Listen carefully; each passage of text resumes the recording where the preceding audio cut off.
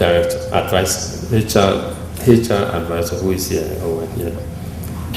That to me, that shows further the importance of getting things done through people, especially if you want to expand quickly, rapidly beyond the shores of the country. To me, as CEO, when we were in Standard Trust Bank, I was involved in recruiting drivers. And this one debate, I'm ready and anyone can take me up on this. And why would a CEO spend time to recruit a driver? Is that the right way to spend a CEO's time? But I say yes. HR is as important, not even more important than capital. Because when you get capital into a business, capital does not operate itself. Capital is operated, used, utilized by people. And it is important you get the people equation right. And in fact, one wrong hire in a new business can be very detrimental to the success of the business. So it was so important that I knew 100 branches, I knew almost, it sounds ridiculous or difficult to believe, but I knew almost 98 or 99% of the staff who work for the organization. About 3,000 staff. And I knew certainly what almost what each staff did or does in business, apart from front tellers, but even I will know you're a teller. And we developed a good performance measurement system. And we're quite clear about what people wanted people to achieve. And for everyone that worked in the organization, there was positive alignment and mobilization of everyone towards the goal. We want to be this. Everybody wants to be this. I want to be this. So it was so clear. People woke up in the morning, and my viewpoint, most people, maybe not all, and we're happy to go to work because of that thing that was driving everyone. So we want to be a role model for African businesses. We don't want to see ourselves as a role model for African businesses. So we want to do this. We want to show that good things can come out of Africa beyond sports and war and military coups, etc. And so it was every one of us keyed into it, and it helped. So, I'm spending a bit of time on these HR issues because, in fact, as you even go beyond one country, it becomes a bit more complicated because different laws, different policies, different cultures and social issues, etc. So for organizations and business executives who are thinking of growing, first, even in achieving your vision. And two, if part of your vision is to become Pan-African, that is going beyond your shores, then you need to have the people equation well sorted out up front. It's the right and very fundamental foundation that you need. Next, long-term focus. If you want to grow a Pan-African business, you must be long-term in your outlook, in your focus, in your actions, in almost everything you do. And you must also get the people who work with you mobilized along this line. No, it's almost difficult, I won't say impossible, to say you're playing an African strategy or you're playing Pan-African strategy and you expect, okay, maybe if you're in trading business, I don't know, but like in our business, UBA has committed close to $1 billion in growing Africa, UBA Africa. The profits are just trickling in now.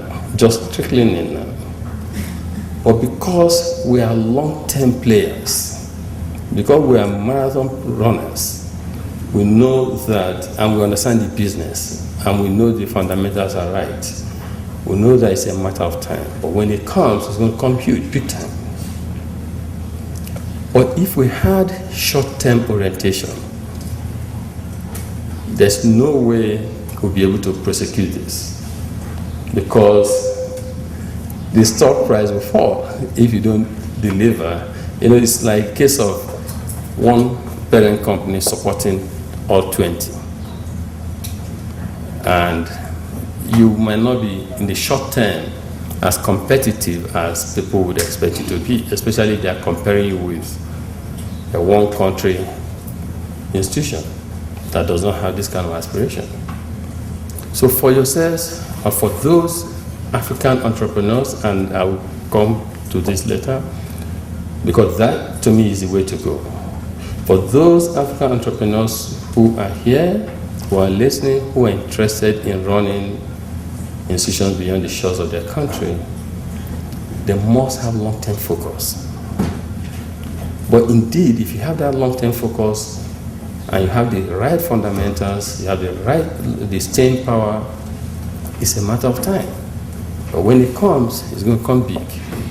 And the gains are obvious to both yourself, host economies, and to Africa. For Africa, there's economic integration. No better way of achieving economic integration than through business. No better way. We can have all the union talk, etc. But when business people move, they move because they are rational, they operate in a certain way, free market, etc. They want to make sure that those environments are created. So long term is very important. To the business person or company, you're diversifying the geography of your earnings. And so one situation in one country does not paralyze your business. So you have operation in 20 countries, 21 countries. We pray for stability across the continent. But if there was any problem in any one country, you have operation in other countries, your shareholders are better for it. But keep in view in the short term, those shareholders might not be happy because you're playing this kind of strategy. But if you see Africa as one market, and if your fundamentals are right, in the medium to short, long term, people will pay premium for what you're doing. So the message here for me, this is one of the strongest messages I want to deliver to you.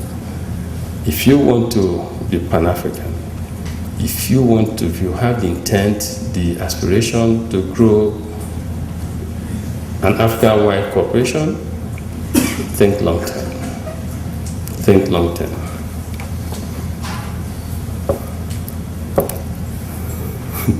I put here discipline and sacrifice.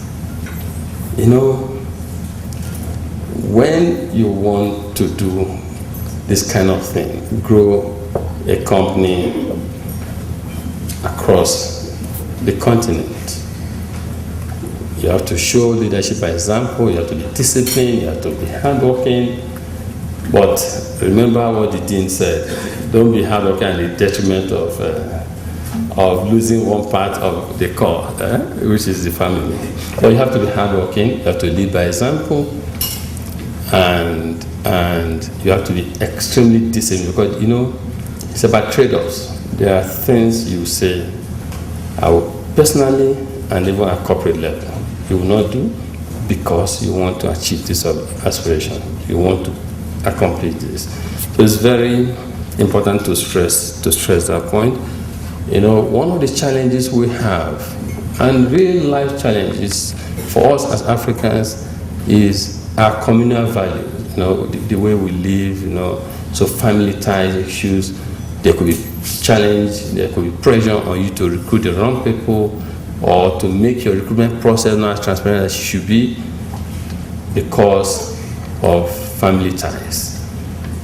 To make certain judgments, business decisions, because of family pressure, family ties, etc. And in fact, at some point, people might see or think that you're even a societal misnomer. You're not appropriate. You're not behaving appropriately because this is how the society expects you to behave. But if we keep in view the fact that there's an objective, you want to create a Pan-African institution that will be a role model for others, and you like others to also emulate, then there are things you begin to change, to do things differently. So in the short term, people might think you're not doing the right thing. Who does it think, or do they think they are? What kind of value is this?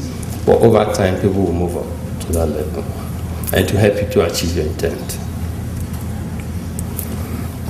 Resilience. Resilience ties with this idea of being long-term. But you know, in business, especially when you're trying to grow, across regions, especially in our difficult operating environment, terrain. You will face not cool, not me, you will face a lot of challenges. But I've always told people that in business, when challenges present themselves, professional challenges, don't give up. Or approach them professionally and learn from that and let it make you a stronger institution. I would say that when we were trying to start our international rollout, especially in African international rollout, it was difficult to get some African countries to grant licenses, banking licenses, to a Nigerian bank, as it was at the time. It was tough. I recall Ghana to get license. Ghana is Nigerian neighbor, so to speak, but to get the government of Ghana, Central of Ghana, to give us the first license, it was tough for so many years. We kept at it, but finally got the license. And guess what? When we got the license, the governor of Central of Ghana, the president of Ghana, told me, said, "Tony, if you guys operate well, you'll be opening doors for others to come into Ghana." And after 2-3 years, the license, I'm sure not less than 10 new banks have entered as operating in Ghana because of our move. Again, keep in view one of the statements I made before, that true integration in Africa can only be led by the public and private sector. What governments couldn't sit together to achieve through private sector initiatives. Today, a country like Ghana that was closed could have like up to 10, even in Kenya, I believe. When we wanted to operate in Kenya, we were told first, I think 43 banks, no more. And I thought it was a magical number. How can leave Kenya today with AfriCard and be able to transact business across at least 20 EBA present countries? So resilience is very important when you want to roll out, because there are challenges. Being manufacturing, there might be issues you encounter, but you want to grow an Africa-wide cooperation, be ready for it, don't give up when it happens, and we also, as you know, have institutional rigidity and voice in Africa that could make life difficult for every one of us. But that shouldn't make us give up that intent of growing a Pan-African institution, which indeed we really should be growing. Professionalism, I've talked about that. Now, keep in view the story of how we became Pan-African. I'm not going to, so even in visioning, in strategizing, in being optimistic, etc., we need to be realistic. So you first have to grow, in my viewpoint, an iconic national institution to a large extent, or an iconic institution in your sector. Get the expertise, fine-tune it, get it right before you export that product or service, so that you become a good ambassador of the African private sector, not necessarily your country. So I call it acquiring the critical mass. Critical mass in your geography or critical mass in your sector. You know how to do it well before you move to the next level. So for like us at Standard Trust UBA, first intent, be the leading financial services institution in Nigeria, be strong, etc. And based on that, second tier intent, move to become Pan-African, and third tier, be able to at least have footprints in key financial markets. So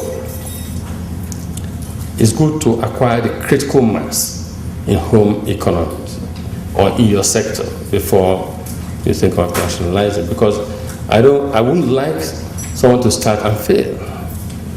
It's good to be ready, have the right things. How am I doing on time? Over by how many minutes? Okay, so that is into the question and answer. So anyway, I'll rush. Okay. Anyway, so national critical mass, I've said before, see Africa as your market, and anyway, you can't thinking of growing a Pan-African institution if you see only your country as your market. So see Africa. And lastly, but most important, or equally important, is the issue of governance and institutionalization. We must build our institutions to last. We can't be thinking of growing a Pan-African institution that will die with me, for instance, or die with the dreamer, or die with the chief promoter, the founder. We must begin to think of what others have done in other countries, other economies, legacy institutions passing from one generation to the other. And it doesn't just happen by you wishing for it to happen. It happens by deliberate actions that we begin to take while we are alive. So if we are thinking of growing a Pan-African institution, we must start the building blocks, start preparing the institutions with an end point that, indeed, which is true. The chairman of UBA Kenya, I met him just this morning. I didn't know him before, but I knew his son. We have a mechanism put in place, not driven by individuals, that makes certain things happen in certain ways. So similarly, for people who are, because even if it's a big institution you already have, but you're thinking of going Pan-African, rethink.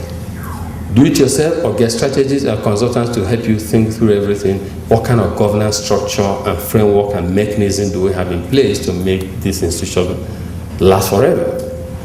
And what kind of governance framework and mechanism do we have in place to make this institution, to institutionalize the institution and depersonalize it so that whether we're there or not, it will succeed. This is very important in growing a Pan-African institution, or even growing your own institution within the country. Okay, so let me try therefore to begin a few conclusions.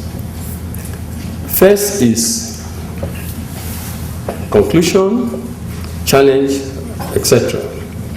I think, and strongly so, that we need as Africans, because we indeed, some call it the last frontier economy, the last market, Africa is rising, etc., all kinds of things they say, but we need to have many UBAs come up in Africa.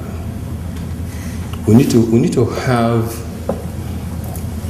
many companies deliberately becoming Pan-African, operating across boundaries, because there are so many advantages in for this to happen, or so many advantages in this happening. We need to have, I was asking myself, I was preparing this one, I said, should it be 5 every 3 years or 5 every 10 years? Whatever the number is, but we should be adding.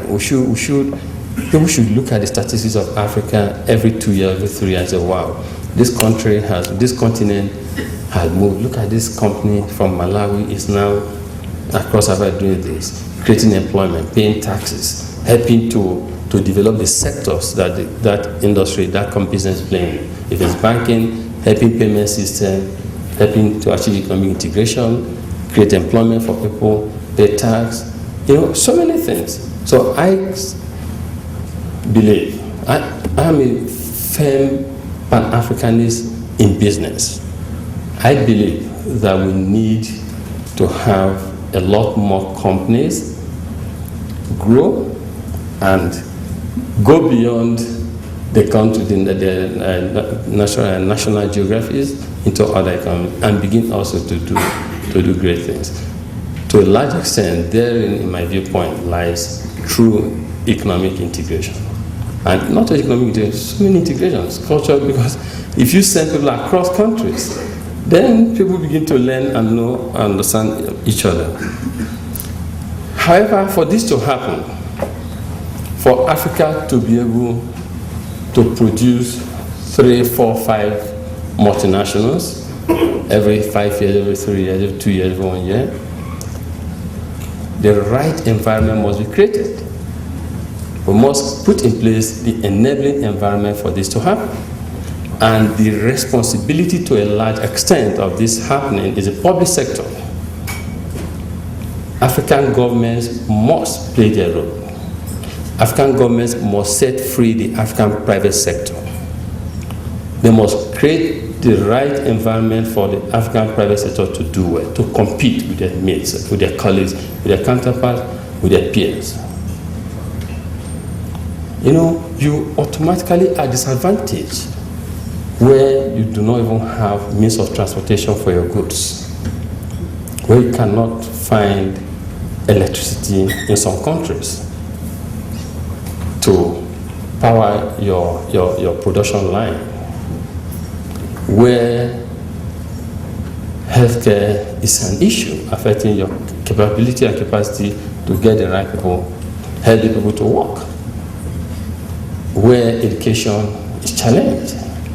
So there are both hard and soft infrastructural issues and infrastructural issues that our public sector must provide to set free the private sector in Africa. Having agreed that it's good for the private sector in Africa to do well, to transcend borders, employ people, do so many things, and that to do that, we need to have the right environment. Those who have the responsibility to create the right enabling environment should play their own role. But when they create their own, when they play their own role, the private sector must rise up to take advantage of the platform created by government. But today, that this does not exist, is it enough excuse for African private sector to say that they cannot grow beyond countries? No. It can only be more difficult. It can only be more difficult. In fact, the more African entrepreneurs are involved in doing business across countries, the more we create the awareness in our governments that you need to do this. You guys need to do this.